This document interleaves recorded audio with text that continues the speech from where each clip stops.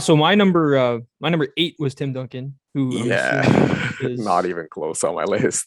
he's not in your list at all, or No, no, he's not on really? my list at all. Okay. Yeah, he was just like the perfect big, as in like, let me get like set the perfect picks, let me like lead the team on, be like a second coach on like the floor, do all the intangibles, all that stuff. But he just wasn't having the okay, it's my turn. I'm the superstar. Yeah. Let me go score.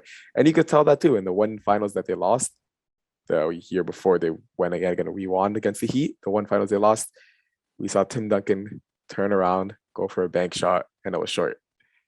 If this was prime Tim Duncan, that would have been a dunk. And we're talking about 2 championships. And Tim Duncan has 6 championships, 6-0. Then we're talking about, he's much higher in our all-time great list. But yeah, age is undefeated, and age robbed Tim Duncan a championship, and that's what made him 5-1. And that's what kept him out of this list for me. That's fair. That's fair. I do think that the amount of winning that his teams did does Yeah, count for something, although like you said, he doesn't have the MVPs, the finals MVPs that these other guys have. yeah, So I think that counts for something. And then also it's not like he was washed in the decade or anywhere near no, washed for his time in the decade. So the way I think of it is like, let's say LeBron plays until 2026 yeah. and he's like not prime LeBron for the last 4 years. Like he's still getting into my list. And like that just because of who he is. So that's kind of what my thinking was. But for me, like LeBron will be more like I don't have Kobe Bryant on this list too, but LeBron will be closer to that Kobe Bryant scenario you're talking about, where they both get a Finals MVP to start the year.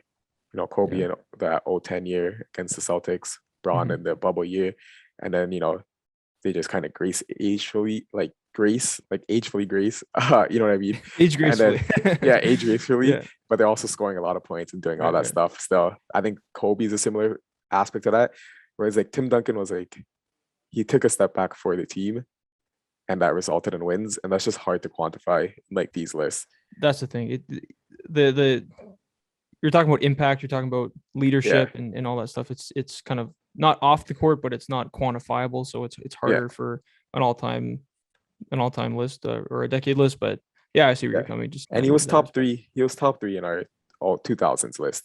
Yeah, of Like it course. was Yeah, him, Shaq, and Kobe. Like those yeah, are the easy three. yeah, But the biggest surprise, I think, is you leaving Carmelo Anthony yeah, off this list. This guy scored 25, 26, 22, 29 led the league in scoring that year. Then 27, 24, 22, 22, 16, 13, 15. So besides the last yeah, 3 years, he was essentially a 25-point scorer. He was yeah. just hooping. And he had those Knicks teams. He brought New York basketball back. He had that 54-win season. Uh, he was just so underrated in this decade because people always talk about this is like the year that he left Denver, kind of this decade, the start of this Hmm. decade. And Denver Carmelo is obviously a top 10. We both had him in our 2000s one because he had the defense, the playoff success, all that stuff. Yeah. And this stuff, he had all that thing too. He had a playoff run, a nice lengthy run. He had the regular season success. He had the scoring titles.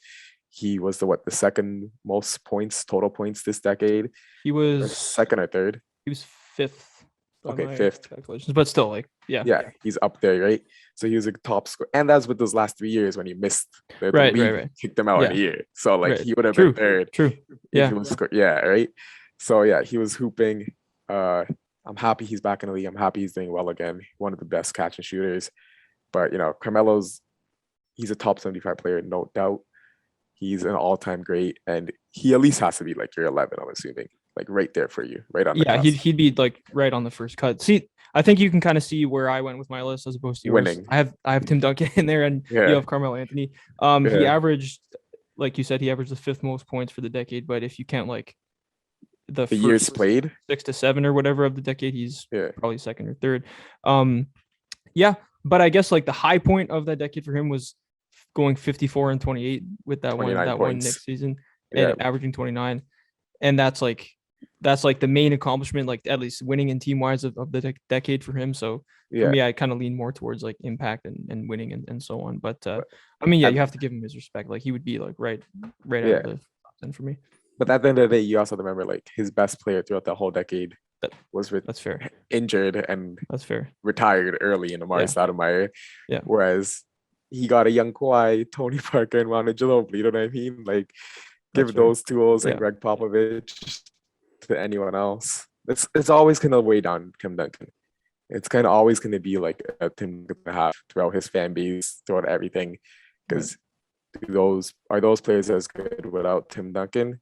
No, but like is Tim Duncan as good? So it's a little mix and match. And for me, I'll give it for him in the all times in the 2000s, but 2010s, I'm taking it away. Thanks for watching. Subscribe here so you never miss the best clips from Stretch the Floor. Hit the links in the description below to find us on all podcast platforms, and follow us on Instagram.